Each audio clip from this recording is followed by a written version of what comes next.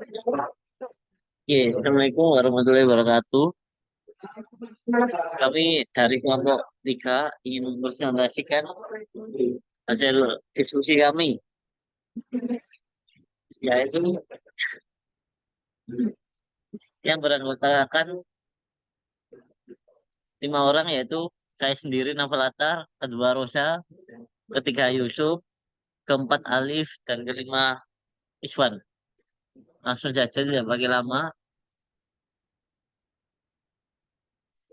Geostrategis dan ketahanan nasional.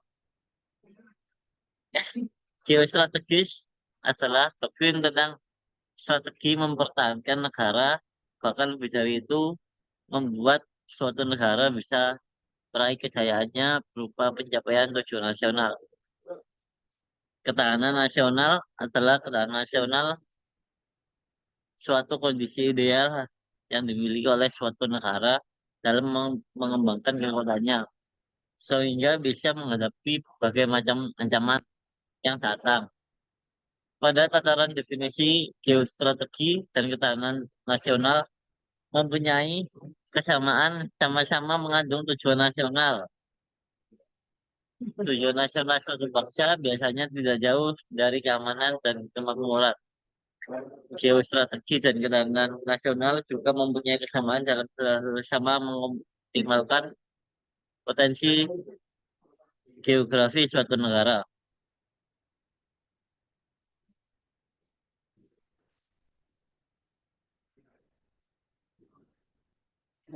Oke, unsur-unsur ketahanan nasional. Yang pertama, unsur-unsur kekuatan nasional terdiri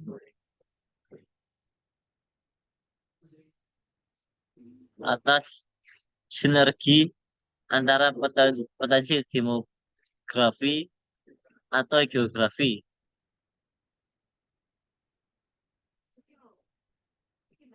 Oke, yang kedua, ayo Mas Alif.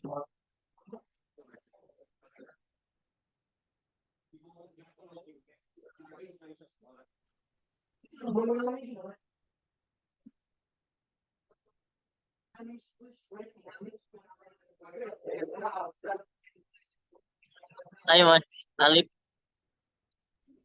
Selanjutnya, contoh implementasi geostrategis dan ketahanan nasional bagi WNI. Contoh implementasi geostrategis implementasi dari upaya-upaya pemerintah tersebut antara lain penggunaan anggaran belanja negara demi melakukan peningkatan kekuatan Angkatan Laut Indonesia. Upaya lainnya terkait wilayah perbatasan negara Indonesia, yakni pembangunan 12 kota transmigrasi di wilayah perbatasan dan pulau-pulau terluar Indonesia. Tujuannya selain untuk memperkuat wilayah perbatasan tersebut sebagai sabuk pengaman Nusantara, yakni juga untuk mengembangkan potensi daerah tersebut dan diharapkan menjadi pusat perekonomian negara yang baru.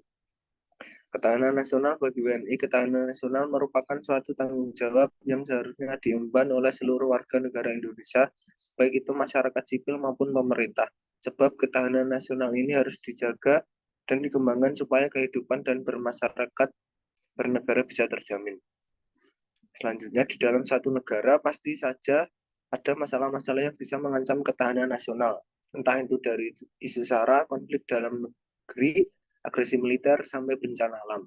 Oleh sebab itu, setiap warga negara penting untuk mengetahui apa definisi sesungguhnya ketahanan nasional itu.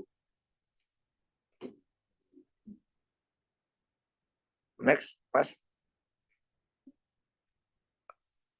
Selanjutnya, konsepsi ketahanan nasional adalah sebuah pedoman yang digunakan untuk meningkatkan daya tahan bangsa dan mengembangkan kekuatan nasional dengan menggunakan pendekatan kesejahteraan tanpa melepaskan unsur keamanan di dalamnya. Pedoman yang digunakan dalam konsepsi ketahanan dasar nasional adalah Astagatra. Astagatra merupakan suatu perangkat hubungan yang saling berkaitan dalam membentuk perilaku masyarakat. Kesejahteraan dan keamanan memang berbeda, tetapi tidak bisa dipisahkan. Sebab dalam prakteknya penyelenggaraan kesejahteraan ini membutuhkan keamanan dan sebaliknya. Kesejahteraan dan keamanan ini tidak bisa dilepaskan dari kehidupan nasional karena keberlangsungan suatu negara ditentukan oleh hal tersebut. Kesejahteraan ini dimaksudkan sebagai kemampuan bangsa untuk mewujudkan kemakmuran bangsa yang adil dan merata bagi rakyatnya.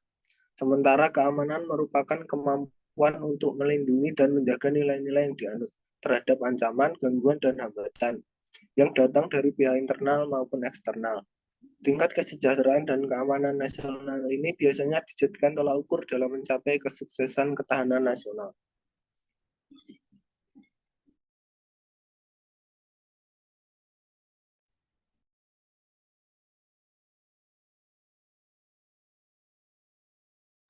Selanjutnya bisa dibacakan oleh Mas Ikhwan.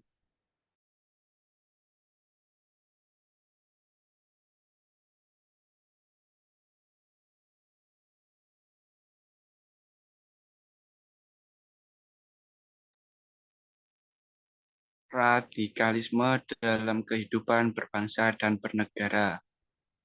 Radikalisme sangat menyimpang dari dasar negara Pancasila sebagai pandangan hidup, karena pada intinya semua harus berkaitan dan berlandasan Pancasila. Jika tidak sesuai dengan Pancasila, maka perilaku tersebut dapat dikatakan menyimpang dari aturan. Pengertian radikalisme. Kaum radikal menganggap bahwa langkah-langkah yang digunakan adalah upaya yang paling ideal dalam melakukan perubahan sosial politik secara total. Radikalisme adalah ideologi yang mengancam keutuhan bangsa atau bentuk dari radikalisme, perubahan dan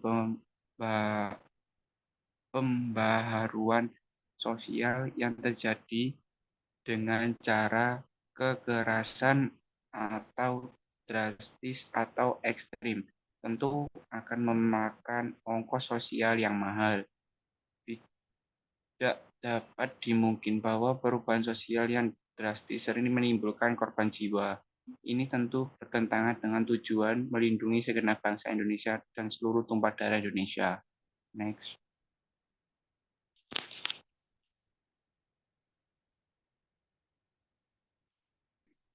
Ciri radikalisme. Berikut adalah karakteristik radikalisme didasarkan atas keutuhan politik antara lain.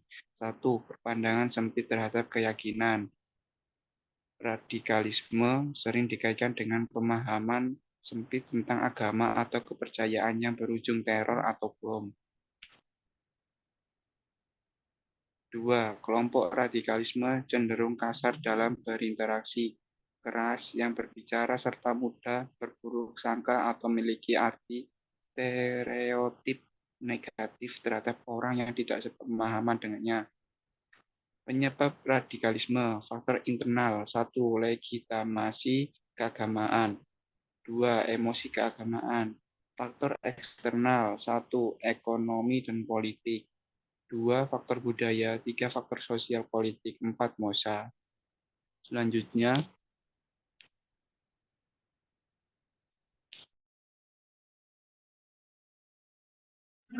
Bisa dibacakan oleh Rosalia.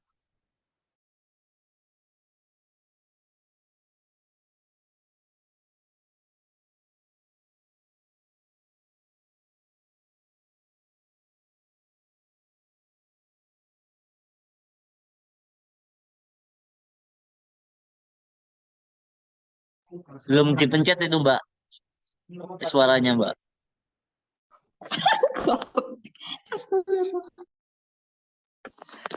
Cara bangsa mencegah radikalisme, memperkenalkan ilmu pengetahuan dengan baik dan benar. 2. Meminimalisir kesenjangan sosial.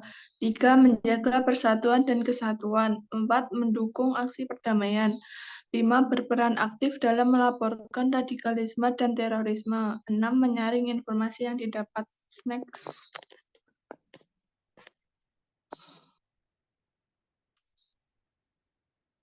Oke, sekian dari kelompok kami.